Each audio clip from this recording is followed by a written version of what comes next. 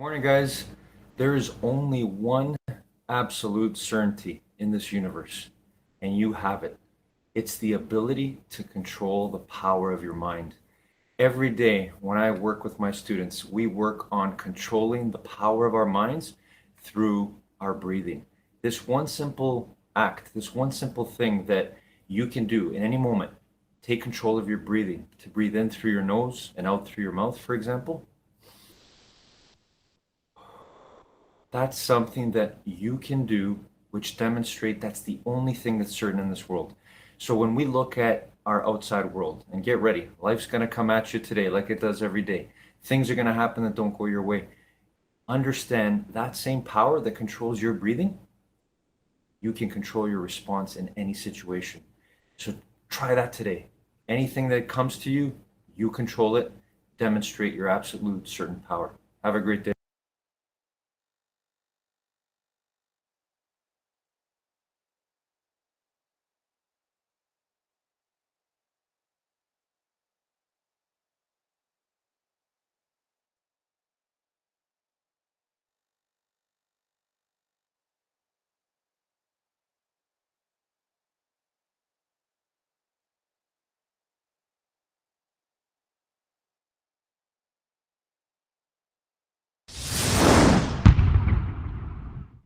Money is the equivalent of energy, so you can buy energy with your cash. And the significance about that is if you're frugal and take care of your money and keep a balance, then you always have this energy in your bank account, energy in which you can live. However, obviously, if you waste this energy, then you actually interfere with your own survival. So you don't really want to go out and just throw away your money. And so basically, I really want to show you that this is an important insight into the nature of our own health and our biology and the world we create in this regard. That our biological system, the cells, rely on energy. Without energy, there's no life. So fundamentally, you have an energy budget that gives you life. And in fact, in the body, energy is in coins called ATP, molecules that represent units of energy. So in fact, biologists refer to ATP as the coin of the realm.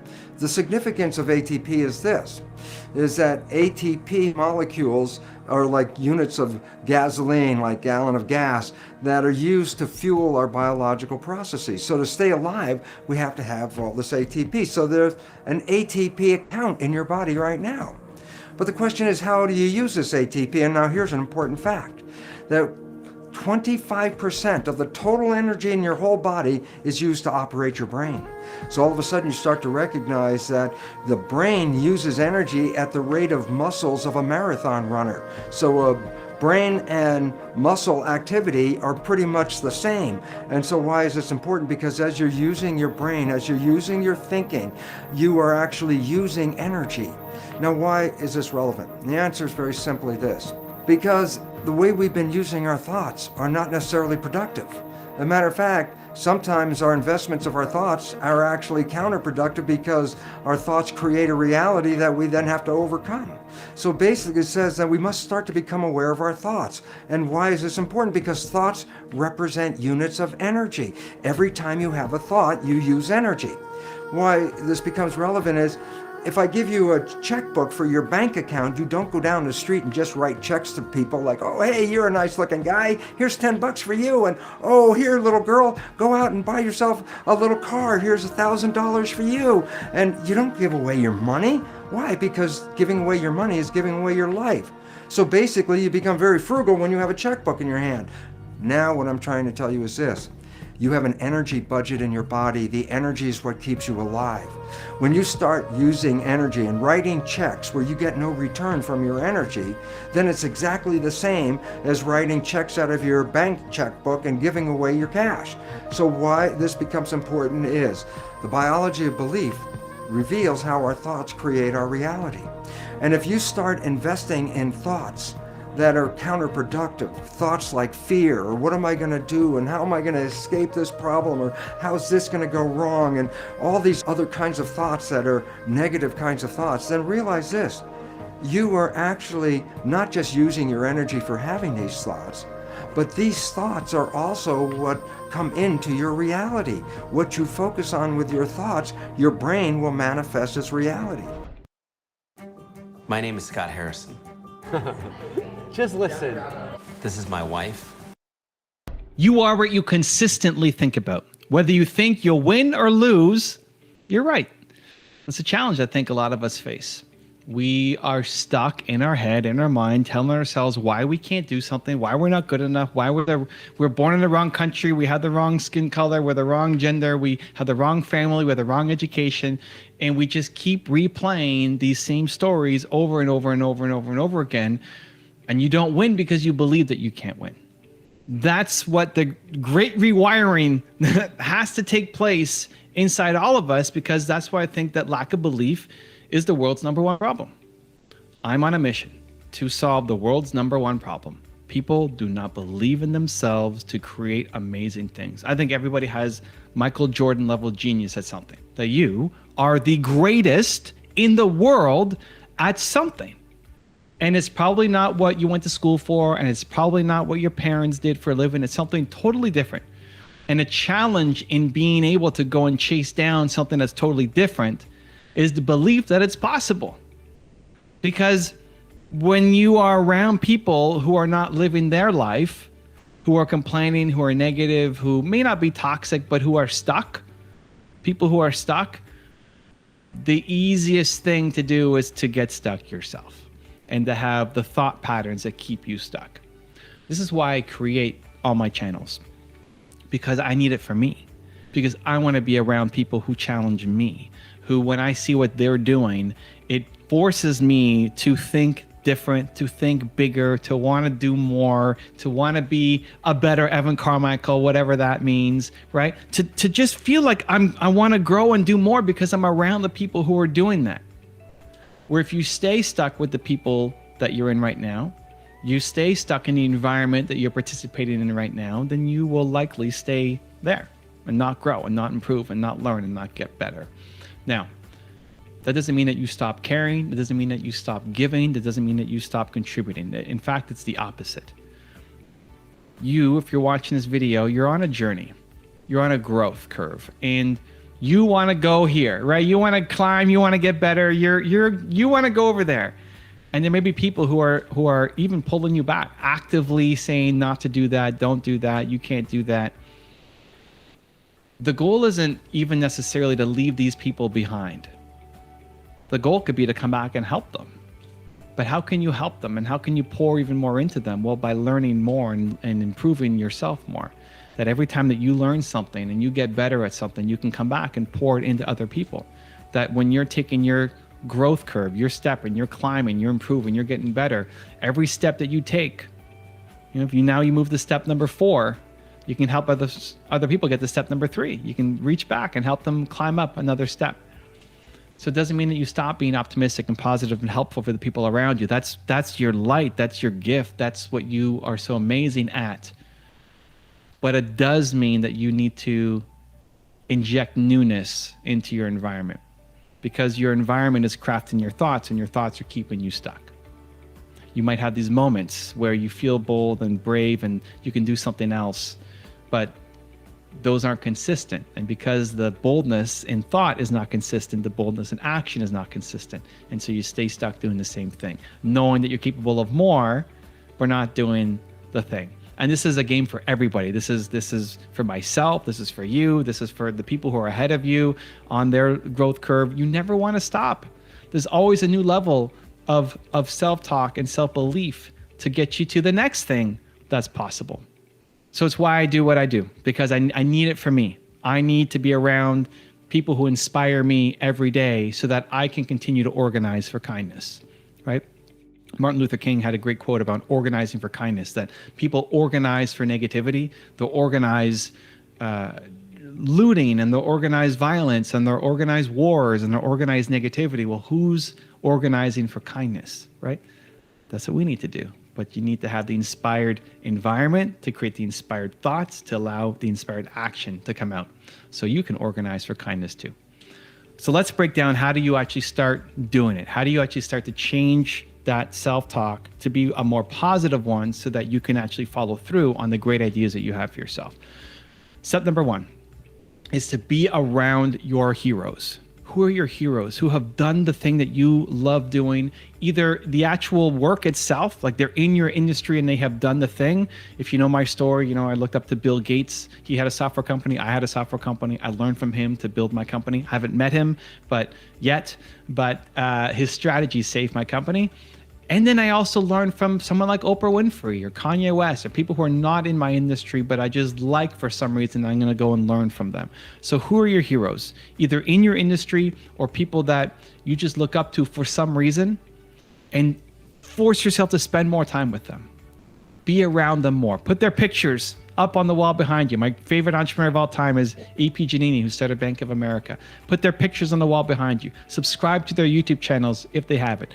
Follow them on social media, read their books, listen to their podcasts, like have them be in your environment as much as possible, because they will transport you to another world. They will help you change that self-talk in your head, because the people who have done the thing that you want to do, your heroes, the people you look up to, likely have done it with less than what you have right now. The resources that you have right now, the heart that you have right now, the mental capacity that you have right now, the tools at your disposal. You have the internet. You've got a lot of tools at your disposal. You've got a lot of technology at your disposal that your heroes didn't have as much access to, if any, and they went off and won.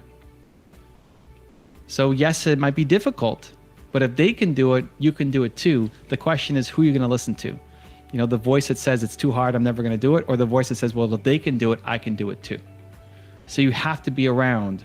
You want to change that self-talk, you have to be around your mentors, your heroes, because they will pull you to a different place. Step number 2 is to create a calendar that has your habits in there. Your goals that you've set for yourself needs to be reflected in the habits, because goals don't accomplish themselves. Goals will happen when you put time in your calendar to go and make it happen. I'm making this video because it's in my calendar, this block of time right now, to go make videos, right? What do you need to put in your calendar so that it's not just a hope, a dream, a goal, but it actually becomes something that's in reality? And then to start to teach yourself that you do the things that are in your own calendar. You want to start to change your self-belief, your self-talk, that voice inside your head. You have to teach yourself that you follow through on the things that you say you're going to do. Have fewer goals. Have fewer things that you write down in your calendar. But when they're in there, they get done.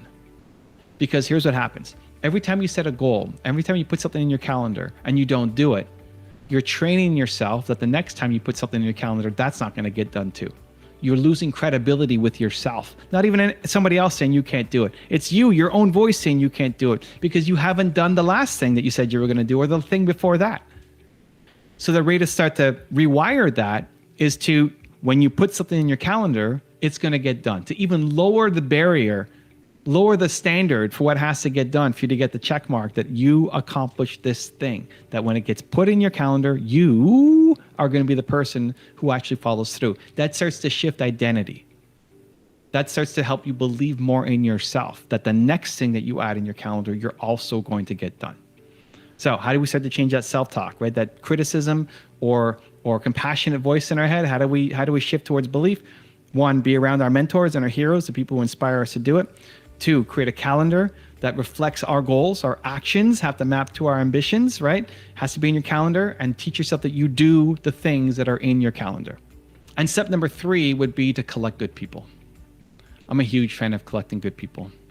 If you believe, like I believe, that your environment is keeping you stuck and keeping you where you are, okay, a shift can be to be around your heroes, but you may never meet them. Good people. When you're around the right people who fill you up as opposed to you filling others up all the time, it changes everything. You're a giver, you're caring, you've got a big heart. It's why you're part of this community. I love you for that. And keep going, keep doing it. Don't stop pouring into others. But who's pouring into you? When you walk away from a conversation, how often do you feel better about yourself? How often do you have more energy as opposed to, well, that was draining to me? You need to start to inject the people who make you feel better, who give you more energy. And you may know some of them. They may not be the closest of friends to you yet, but whenever you meet somebody, if it's at an event or a conference or a group or in the comment section or on a Discord, and they just make you feel better, fight to try to find a way to spend more time with them. The way I'll often do it is through businesses. I end up setting companies with them because I love them so much. It's a way to spend more time with them. But it can be awkward at the beginning. Like, you don't know what you're going to do. But you be the person to reach out to say, hey, I'd love to have a coffee with you next week. Or maybe we can schedule a monthly mastermind with us and maybe a couple other people. Like, you reach out to find a way to collect good people and fight to spend more time with them. Because when you're around actual humans who are in front of you, who make you feel better about yourself and give you the energy that you're pouring into other people, it gives you more hope, more momentum, and increases the chances of you actually following through. So get into the practice of collecting good people. Lack of belief is the single biggest problem in the world. You have Michael Jordan level genius at something. You are the greatest in the world at something. It's just your belief, my belief too, in the ability to actually go and chase it down that will make the difference between the life that you have right now and the life that you know you're capable of living. Let's solve that together.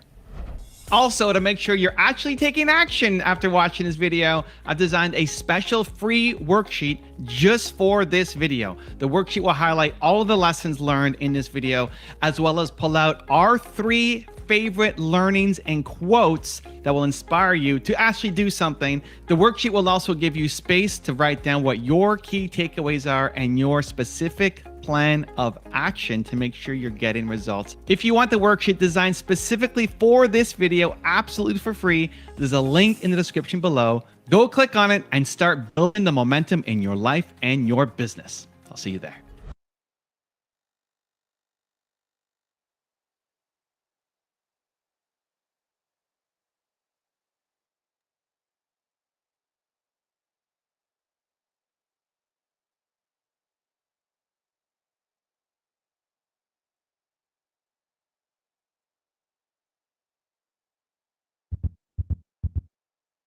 Grammarly helps you work more efficiently, which makes accomplishing your work goals easier.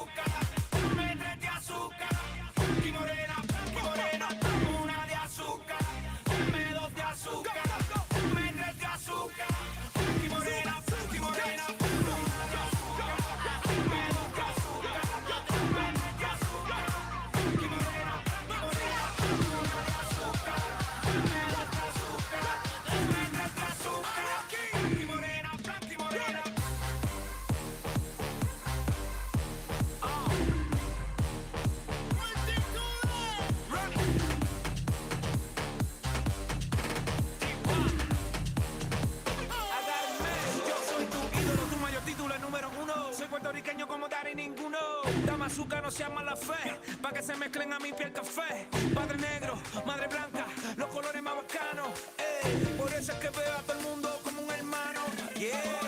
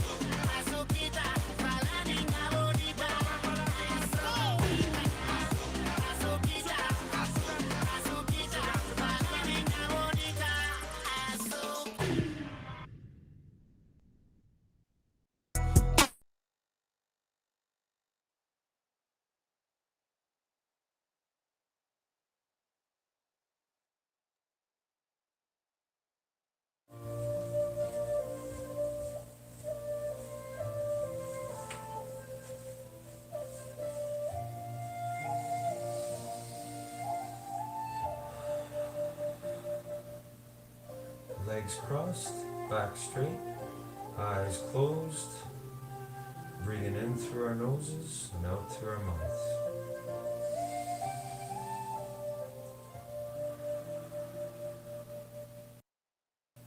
Feeling the power of you controlling your breathing.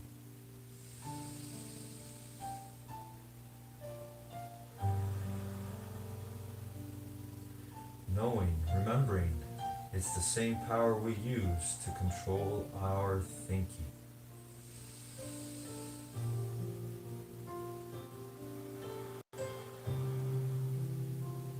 Now use that power. Use your determination to see in your mind today your best effort in all the exercises, stretches, movements we do here together.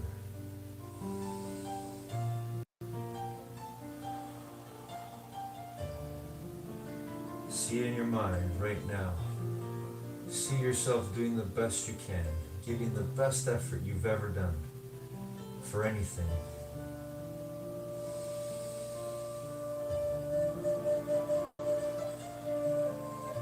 Maybe you want to visualize the last time we did these exercises and stretches together. Go there and think right now about what you could do better or differently this time.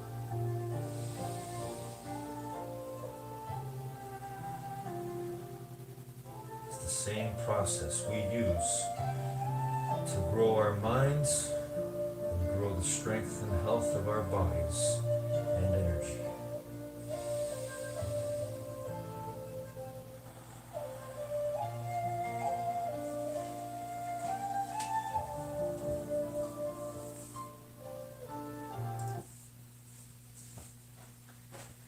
All right, good morning, determination. How's everyone today? Another day in the gym of life.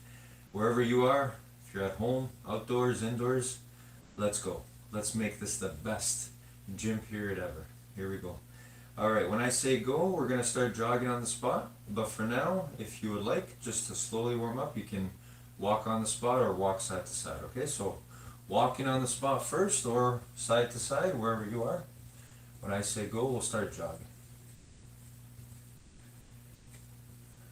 Ready, and go.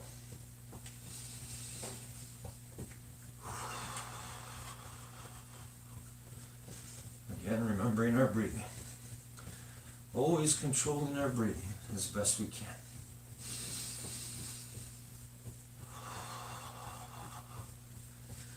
And focusing on the movement of our body right now.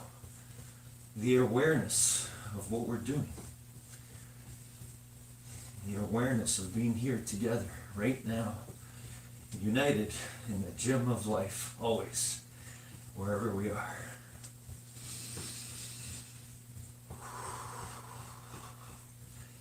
Keep going, everyone, keep going. A few more seconds to warm up our bodies.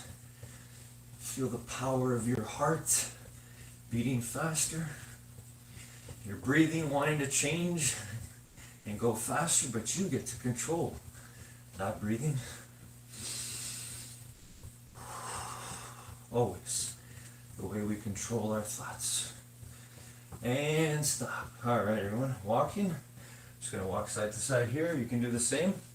Remember to always move safely within the space that you have. Continue to take deep breaths in through your nose and out through your mouth.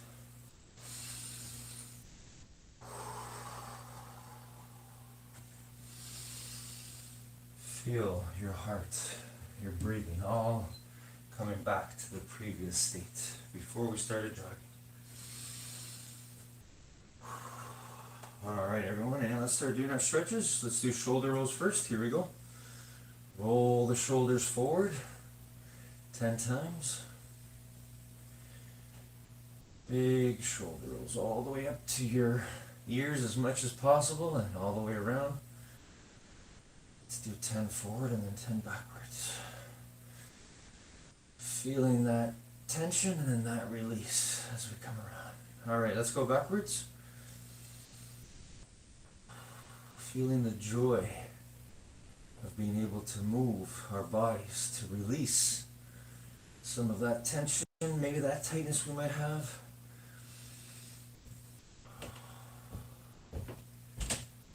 So important that we work on our bodies and our minds every day. As we work on one, we work on the other. All right, arm circles forward, everyone. 10 forward. Here we go.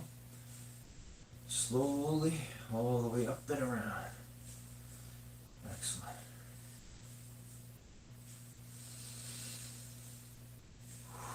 All right, and backwards, everyone. Again, feeling the joy of your arms moving through space. You controlling your physical body.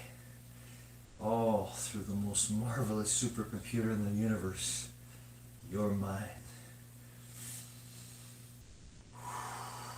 All right, good. Hands on your hips, everyone. Bend your knees and side stretch. Let's do 5 on each side.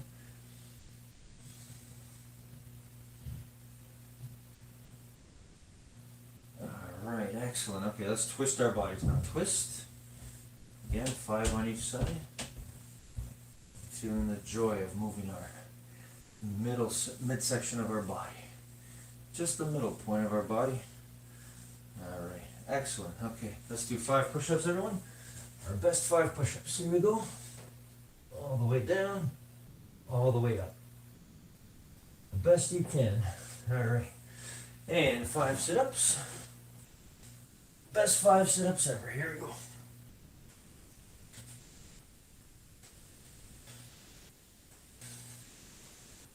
All right, and stand up, everyone. Let's do 5 squats. Here we go. All the way down, all the way up. Down.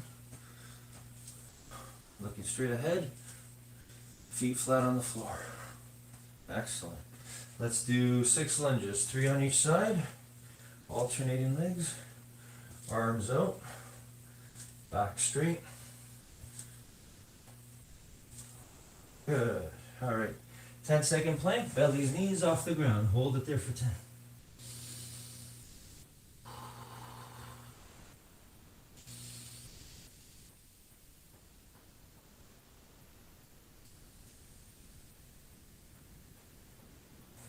Excellent job, everyone. Okay, stand up. And reach for the ceiling or the sky, wherever you are, on your toes. Here we go. Reaching and holding it there for 10 seconds.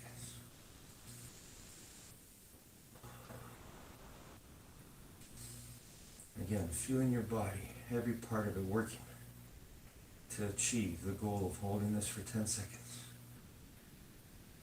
Excellent. And reach for your toes, straight knees. Go as far as you can. Remember, you may not touch your toes, that's okay. Reaching is the most important thing. Going for it. Doing your best without hurting yourself. Keep those knees straight. Excellent. And come on up. And let's balance. Grab one leg, bend the other knee if you have to, and hold it there for 10 seconds. Keep fighting to keep your balance if you have to. Keep thinking. Channeling your thoughts to keep your balance. Excellent. All right, and switch.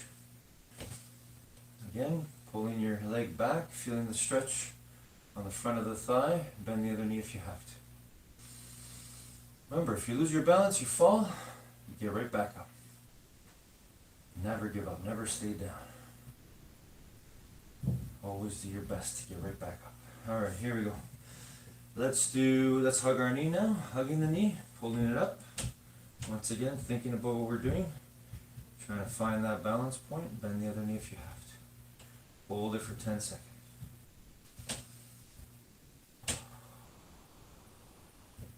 And switch, the other one, slowly coming up. Again, find that balance. Feel your body working to find that balance. All right, excellent. Holding it for 10. Okay, and good. Let's sit down, everyone, and reach for our toes. Straight knees. Hold it there for 10 seconds. Again, thinking about our breathing. One great breath in at a time. One great thought in at a time. All right, let's make a V shape with our legs and reach for the floor as far away from our body as we can. Just reach. Reach as far as you can go away from your body.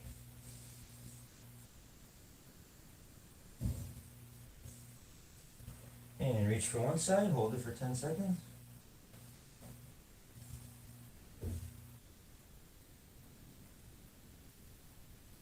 And good, the other side, 10 seconds. Again, if you don't touch your toe, it's okay, just reach. Reach, always go for it, always do your best. If you feel a pain though, make sure you come back a little bit. Okay, and feet together. Gently push your knees down with your elbows. Hold it for 10 seconds again. And always remember that breathing. Good air in. And bad air out. Good. And one leg forward, one leg back. Keep the knee on the ground. Go as far back as you can. Hold it there for 10 seconds.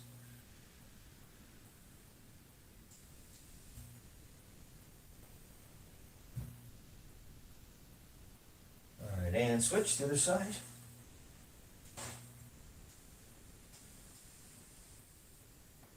Again, keep that knee on the ground so you feel the pull on the front of your thigh. Doesn't matter if you're not all the way back with your back, it's okay. Alright, good. And roll onto your belly. Push the floor and look up at the ceiling. Cobra stretch. Here we go. Hold it for 10 seconds. Or look up at the sky if you're outdoors.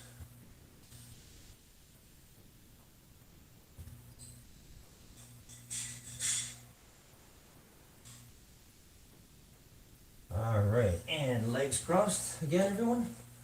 Back straight. Eyes closed.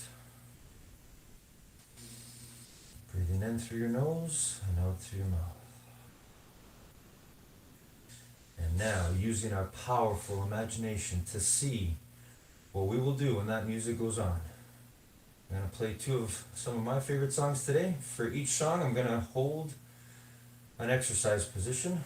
For me today, I'm going to visualize and see in my mind holding the lunge position for each leg for the duration of the first song. For the second song, I'll be holding the V sit-up position as long as I can, for as long as I can, but I will continue right to the end of the song. How about you? Play your two favorite songs or two songs that change your energy state so you can be your true great self and motivate yourself. Or you can listen to my music, but whatever you do, see in your mind right now the two exercises you've chosen to do, or stretches, or movements, or dances, or something that you want to do to work on your body safely when that music goes on. See it right now, clearly in your mind. Because you were born to do that. You were born to see it in your mind and make it real with your eyes open in the world.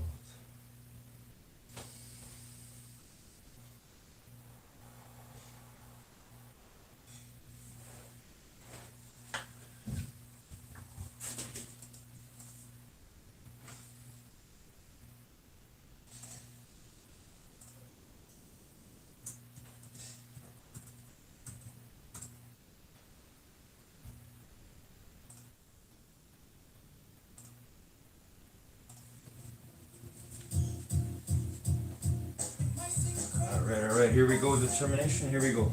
For me, it's lunge position, here I go.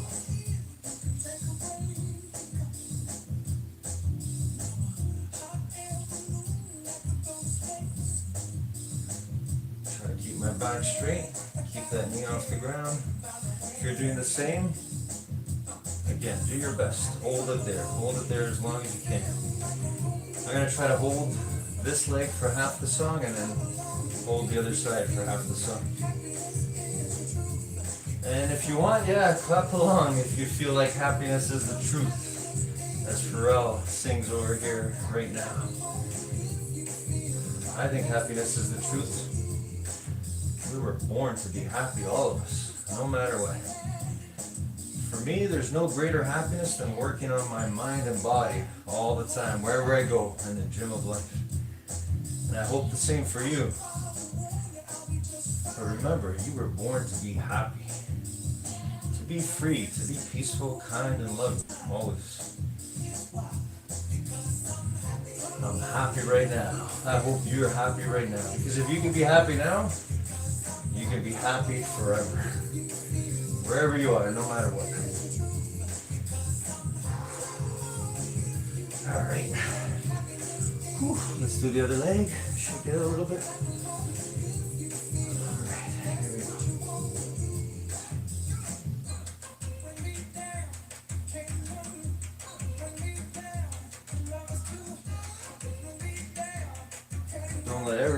Don't let anybody or anything ever bring you down. You were born to be happy. That's up to you. Always up to you. No matter how hard things are, always remember your determination. Your power to determine, to make the positive, accurate, truthful, winning, loving choice. Always. To be good. To be your best for others, no matter what. Even when things are uncomfortable, like right now, this is getting uncomfortable for me. But I get to keep going. I get to keep using my determination. Because I'm happy, I love it. And I want happiness for you and everyone, the whole universe.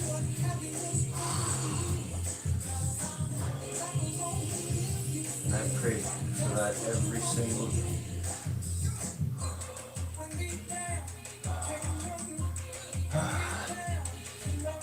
Whew. Song's not over. I gotta keep going. Let's do the other leg. Let's do the other one. Yeah. Let's clap along, yeah. Happiness is the truth for sure. Here we go. And switch the other leg. There we go. Find that balance. Let's go, everyone. Clap along wherever you are. Happiness is the truth. Let's go. Thank you, Pharrell.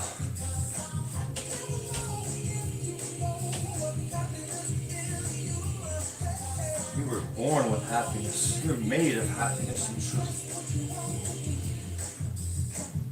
Oh. All right, I'm proud of your effort, wherever you are. Let's go. Kira and Zach are collaborating.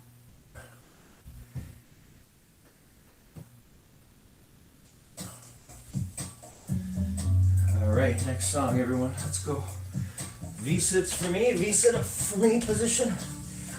How about you? What are you gonna work on? Let's see. Whatever it is, do your best. Here we go.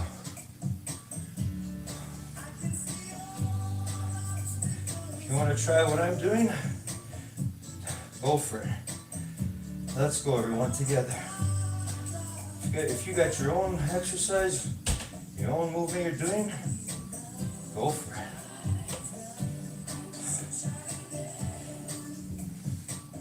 It is a bright, sunshiny day where I am, right here, right now, doing this video for you, for all of us, for myself. And I hope the same for you. But more importantly, I hope that it's bright, clear, and sunny, always in your mind, right now, wherever you are. Because that's always up to us.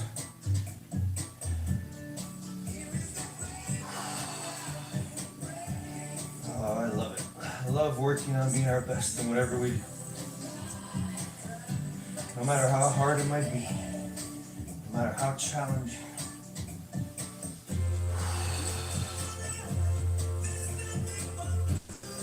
There should always be nothing but blue sky of thoughts in our mind. Clearness, clarity. We can do it. It's up to us. We were born to do it. To let those dark clouds pass, those thoughts, those negative thoughts. And remember the truth of what we are, who we are. Whew. I love it. I can see clearly right now. I know I got more. Here we go. Song's not over.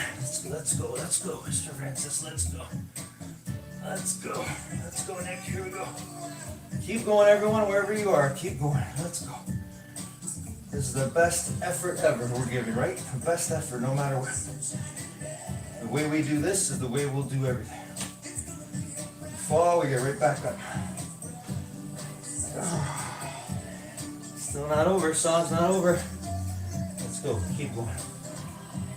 We fall, we get right back up. Never give up. Never.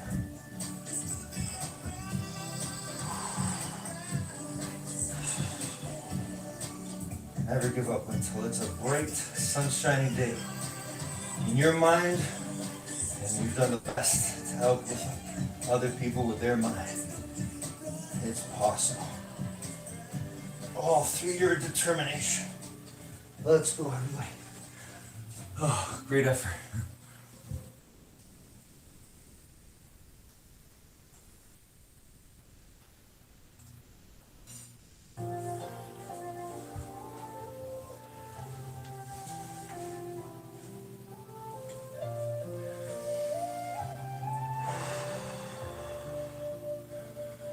And here we are again. Legs crossed, back straight, eyes closed. Deep breaths in through our noses and out through our mouths. The way we began.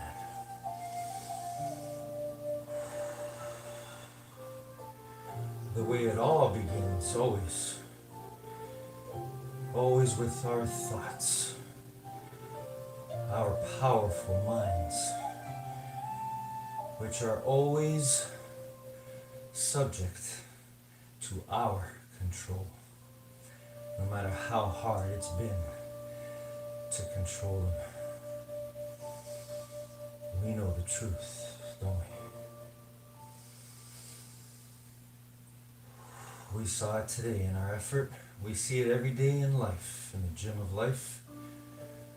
We know that we have the power to determine what thoughts we will act upon.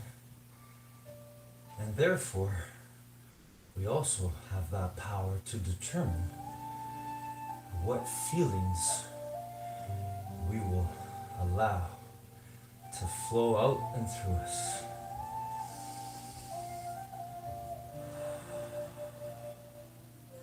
Because our feelings are ultimately connected to our thinking.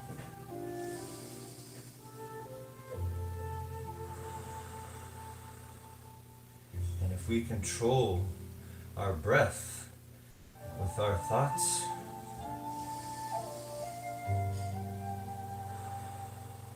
we can always control our thoughts and therefore our feelings.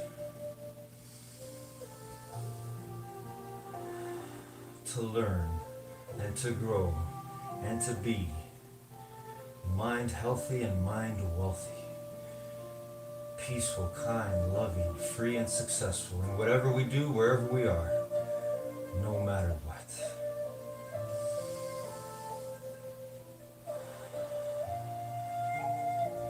That's why we are already, whether we know it or not, determined nation, a people, a nation that always has the power to determine, to think, and to be positively, undoubtedly, unwaveringly loving, no matter what.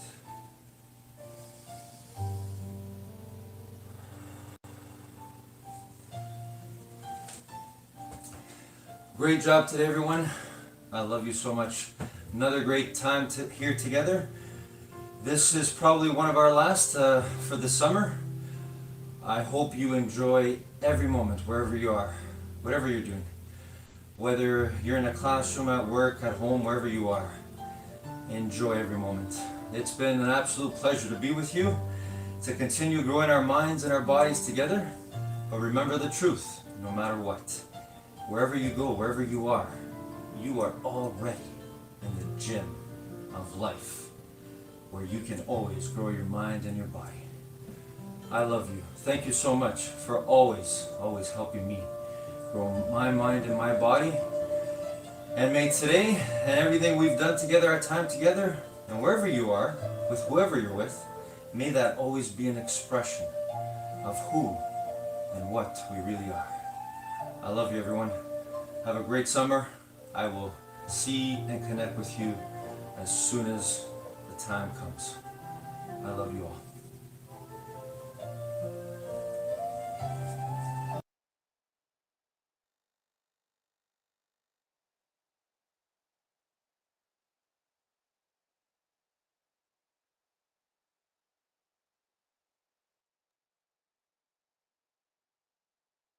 Good morning, guys. Today, top 10 rules for success. We are introduced to Robert Kiyosaki, and he is the author of Rich Dad, Poor Dad. It's a bestseller and an awesome book. I highly recommend it. And his advice today that stuck out for me on the first page is what focus means to him. Focus means following one course of action until it's done. It sounds so simple. It's the essence of determination, my core, my one word. And I believe our one word deep down inside. We have that ability to follow one course of action until it's done. So think about how you can apply that today in anything that you're trying to achieve. Follow one course of action until it's done. That's true focus. Maybe it's a situation where you just simply control your response, your focused response, to make sure that you don't respond negatively. Have a great day, everybody.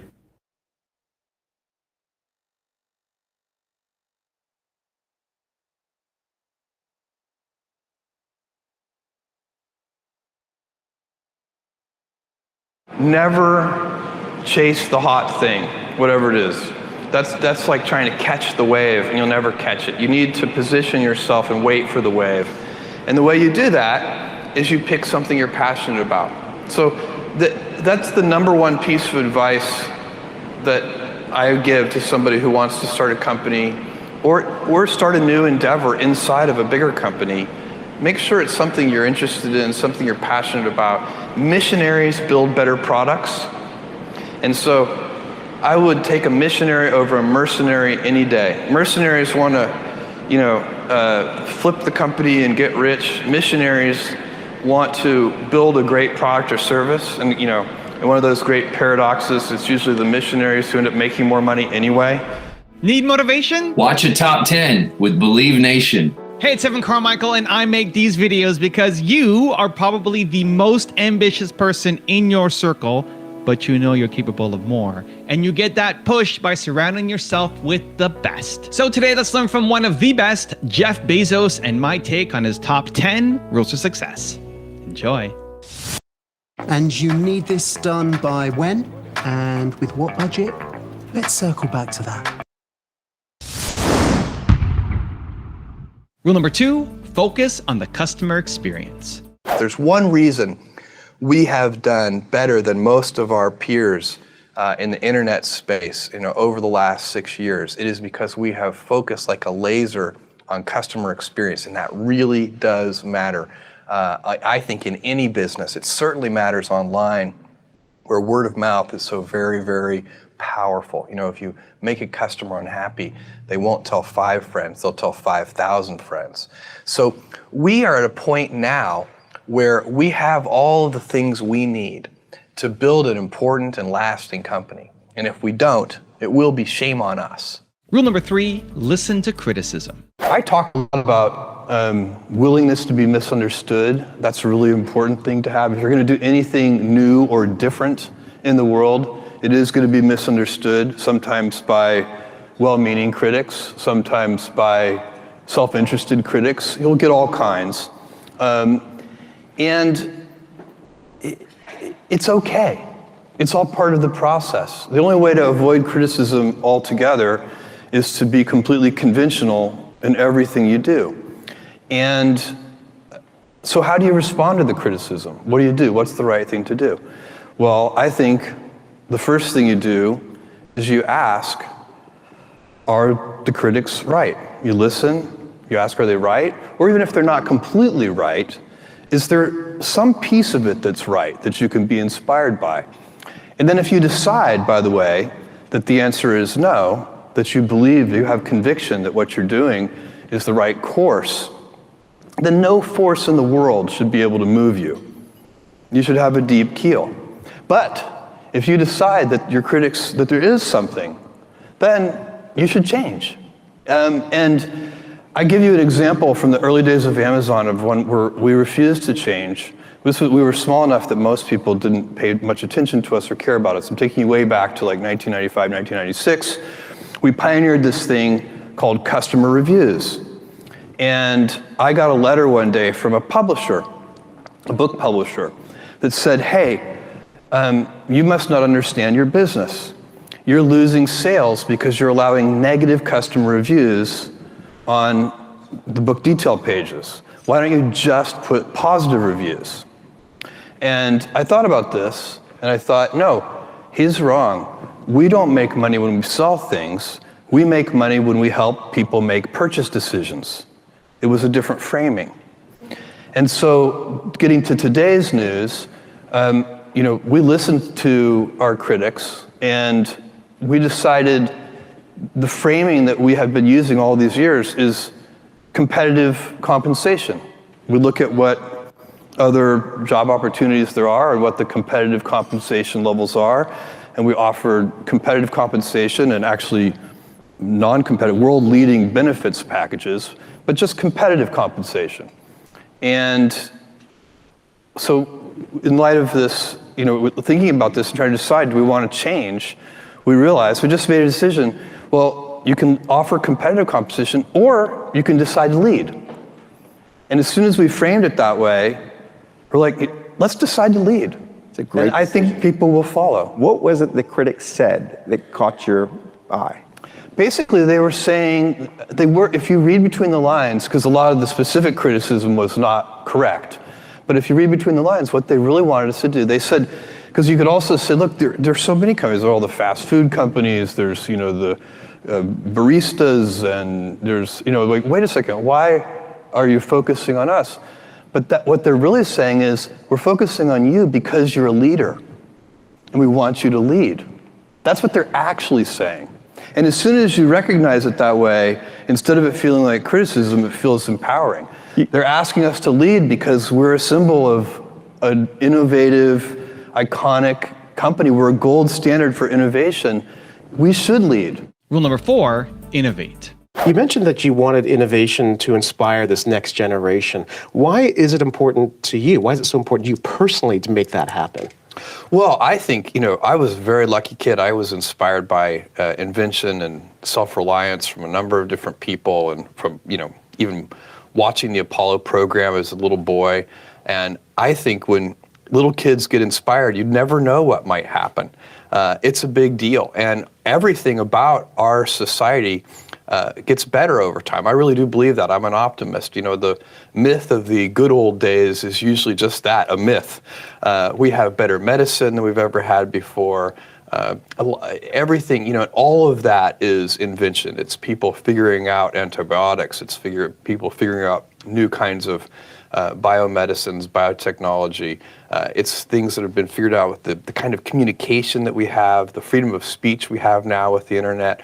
There's so many things that are getting better, and a lot of that is powered by invention. Also, to make sure you're actually taking action after watching this video, I've designed a special free worksheet just for this video. The worksheet will highlight all of the lessons learned in this video, as well as pull out our 3 favorite learnings and quotes that will inspire you to actually do something. The worksheet will also give you space to write down what your key takeaways are and your specific plan of action to make sure you're getting results. If you want the worksheet designed specifically for this video, absolutely for free, there's a link in the description below. Go click on it and start building the momentum in your life and your business. I'll see you there. Rule number 5, pursue happiness.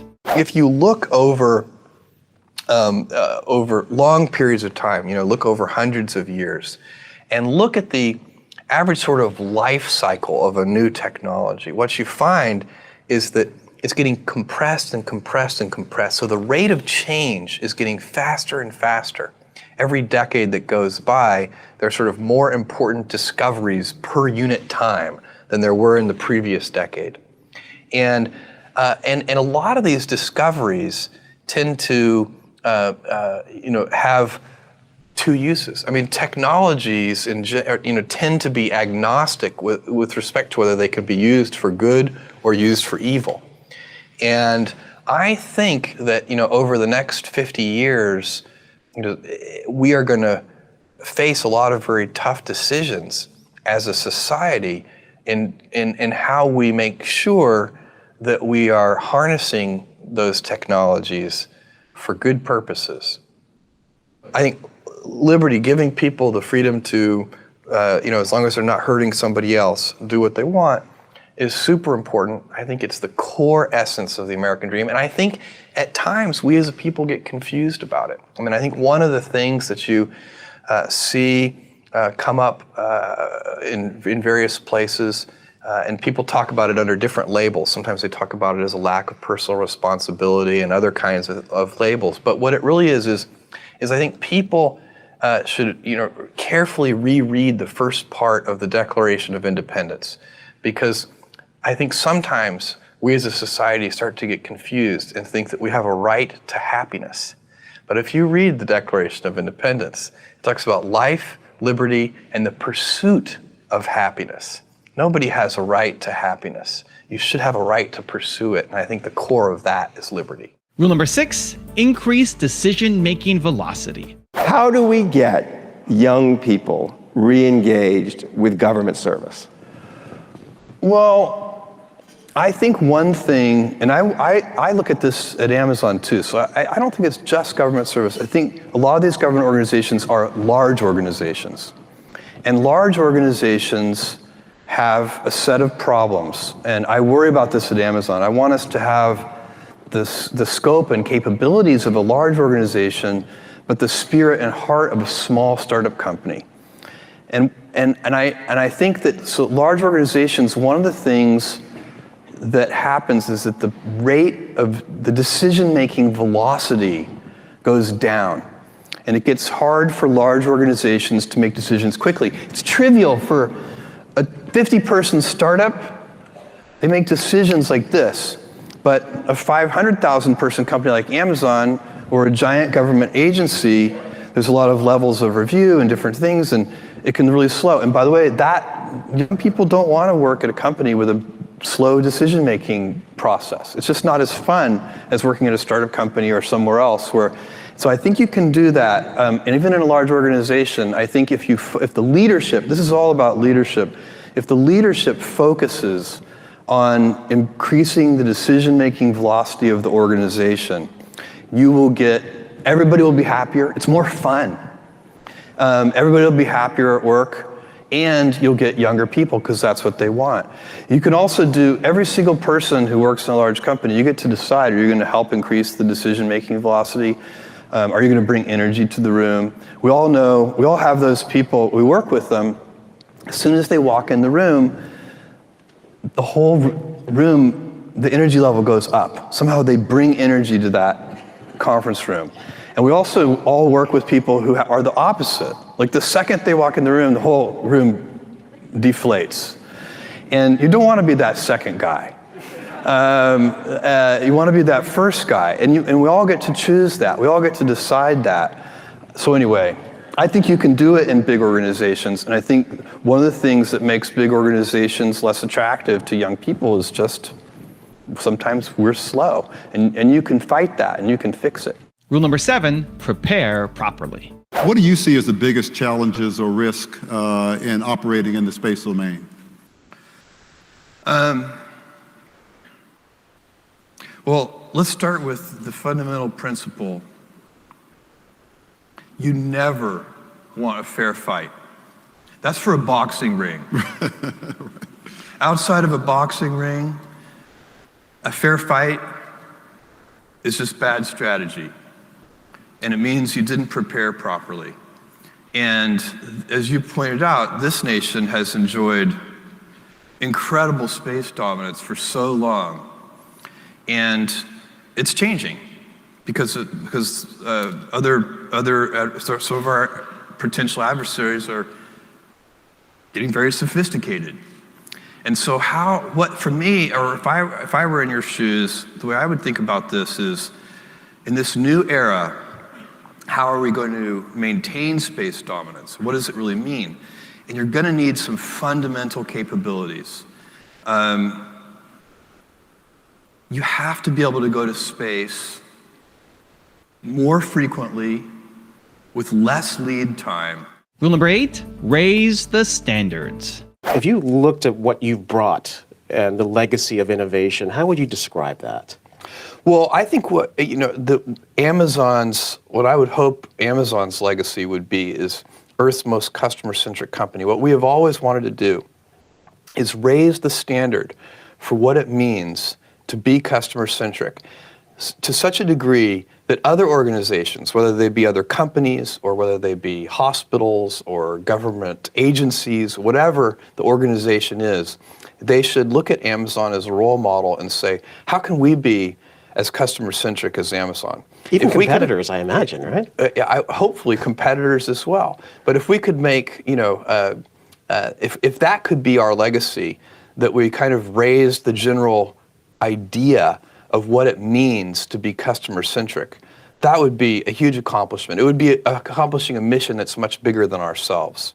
Rule number 9, be philanthropic. If you are a lottery winner, as I am, then one of the things that you get a chance to do at some point in your life is to be a philanthropist. And I didn't grow up hoping, boy, maybe I'll be a philanthropist one day. That wasn't ever on my list of, archaeologist, astronaut, those things I wanted to be. Physicist, I never. I think in large part because I never expected to have the means to be a philanthropist. But I think that if you win a lottery of this kind of size, that one of the things that over time you have an obligation to do is to think about the ways that wealth can be used in a highly leveraged way. I also think, by the way, it's really easy to give away money in highly unleveraged ways where it's just a waste of money. And I suspect that it takes as much sort of time, energy, focus, and hard work to effectively give away money as it does to get it in the first place. And rule number 10, the last one before some very special bonus clips, is guard your passion. Is there a particular methodology to that? Because I think that's really important, especially for young people, to actually do that self-assessment and find that passion. Do you have any advice?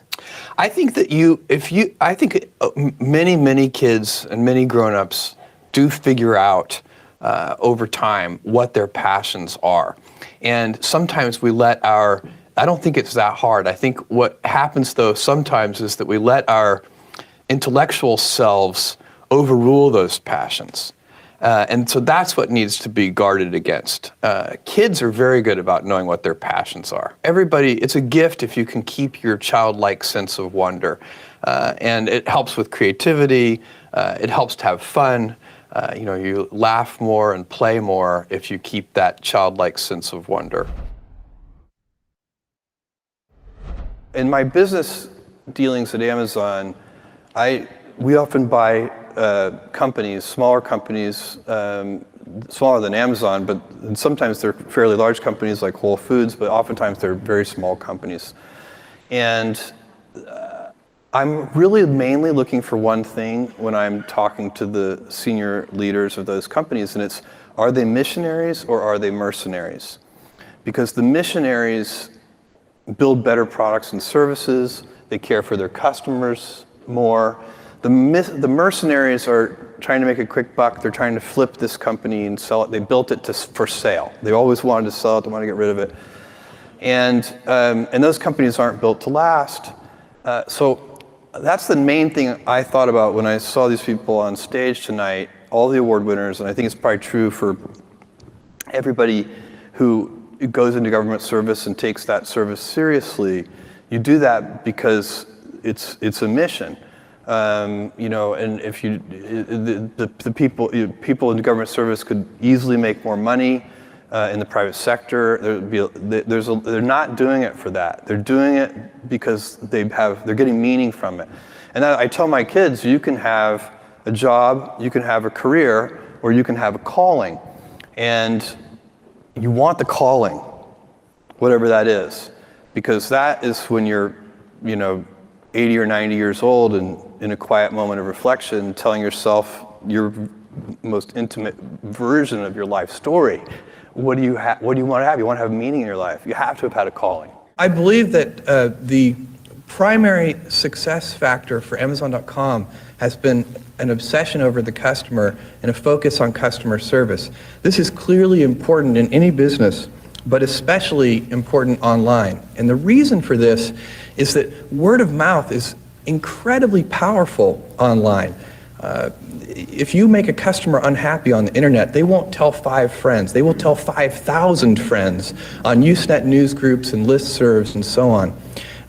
Likewise, of course, if you can make a customer happy by meeting or exceeding their expectations, they can also tell 5,000 people and therefore, you know, be evangelists for you. They can use the internet as a megaphone. So it's very important to do the things that you actually are going to claim to do. And what this means basically is the balance of power has shifted away from the merchant and toward the consumer, which is a great thing, I think, for everybody involved. It's even great for the merchant as long as the merchant realizes it. I was in all the senior people at Amazon do 2 days of customer service training every other year.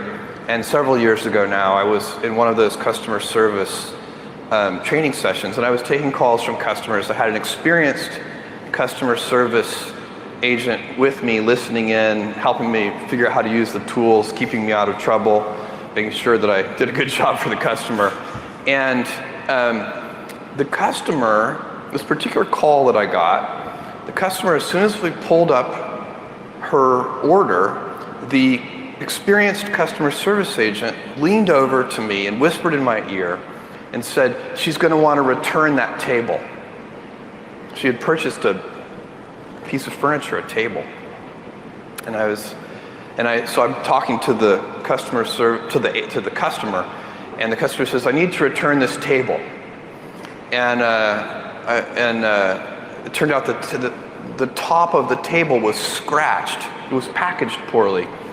And then, so we finished up and we handled the return and got all that done. And I said to the agent, how did you know that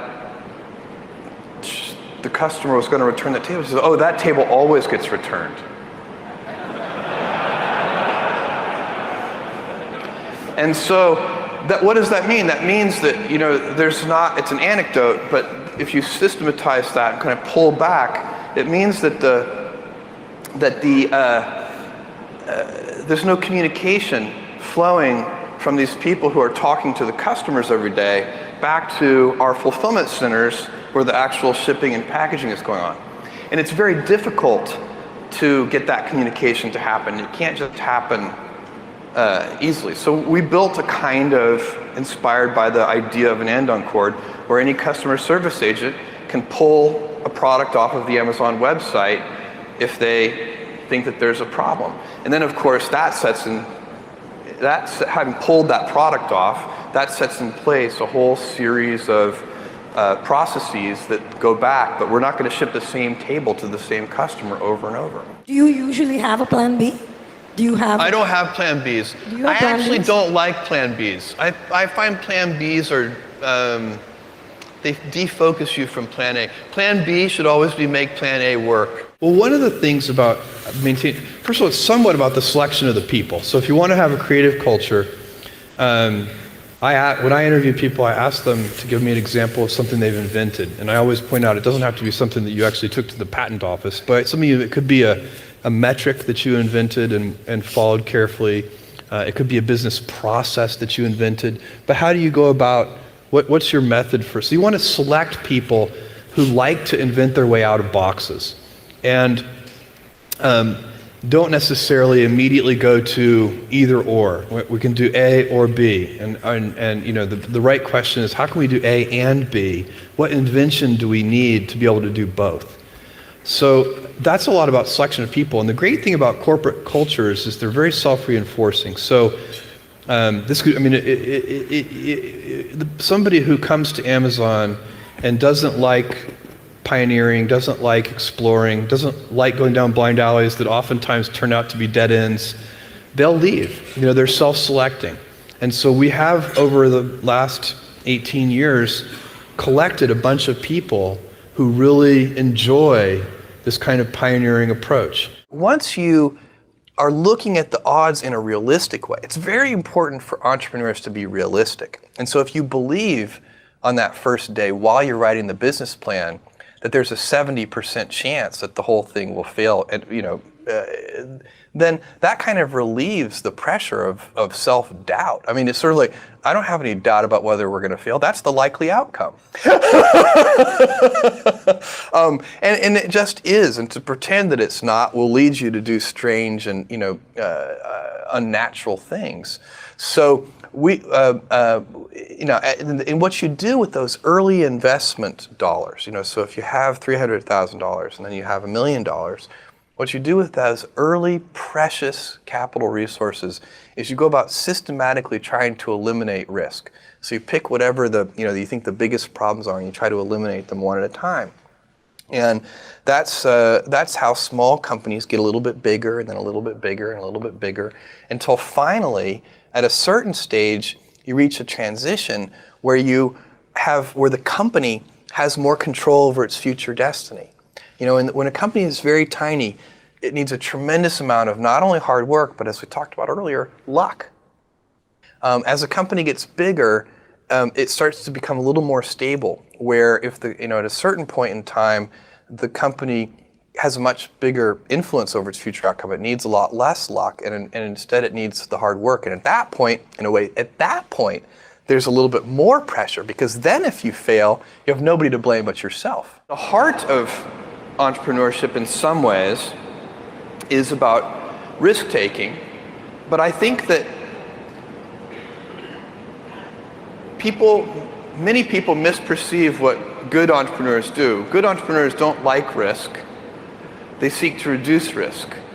So they are, you kind of, starting a company is already risky, and then you systematically eliminate risk step by step in those early days until you can get a company. You need a lot of, believe me, you need a lot of luck in all endeavors in life. And certainly Amazon has had, planetary alignment of the highest order. We're, lots of luck in our history. But you also need to systematically try to identify risks. And then as the company gets bigger and more robust, you can start taking risks again. But in those early days, a lot of it is about, okay, we have a good idea. How do we reduce risk? I'm not efficient with my time because efficiency, there's an embedded assumption when you're being efficient. And the embedded assumption is that you know where you're going. And I like to wander, because it's wandering that allows you to invent and to explore and to follow your curiosity. But wandering is very time consuming. And so if I could have one more thing, it would just be more time. It's hard to have conviction about whether something will work. And the only thing that I can offer, every once in a while, you get a crisp moment of clarity where you just know some things are going to work. If you are persistent enough. And I think you can only do that if you start with the customer and work backwards. I don't think you can build that kind of clarity on what your competitors are doing or what kinds of technologies are available in the marketplace. That kind of clarity can only come from a deep understanding of customer needs. And the good thing about customer needs is they change slowly in time, so you can count on them. I know for a fact that 10 years from now, Amazon's customers will still want low prices. I know for a fact that Amazon's customers 10 years from now will still want fast delivery. They'll still want vast selection. And there's no chance that 10 years from now Somebody will come to me and say, Jeff, I love Amazon. I just wish you delivered a little more slowly. So because those customer needs are so foundational, sometimes around those things you can get real clarity. And then you can invest, and you can know that your investments will pay dividends for customers over time. Whatever you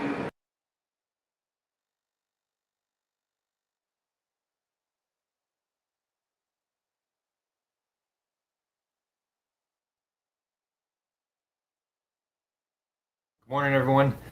Living, laughing, and loving our way to infinite mind wealth. Today, I'm going to share with you a moment that I watched on a video where Les Brown described what will happen when we start to try to take control of our minds and follow our dreams. And he goes on to say, and only the way Les Brown can do. And I highly recommend look him up. He's the best at demonstrating infinite mind wealth and then laughing with it and having a good time with it. And he goes on to describe a situation where he refers to us going after our dreams. And he says, get ready, because when you go after your dreams, things are going to happen. Things are going to happen that don't go your way. And when I heard this the first time, it made me laugh. He says, life is going to knock you down. It's going to throw you to the canvas. It's going to slam you down, and it's going to hold you by the throat and say, you got a dream? And then you're going to say, I ain't got no dream. No, I ain't got no dream.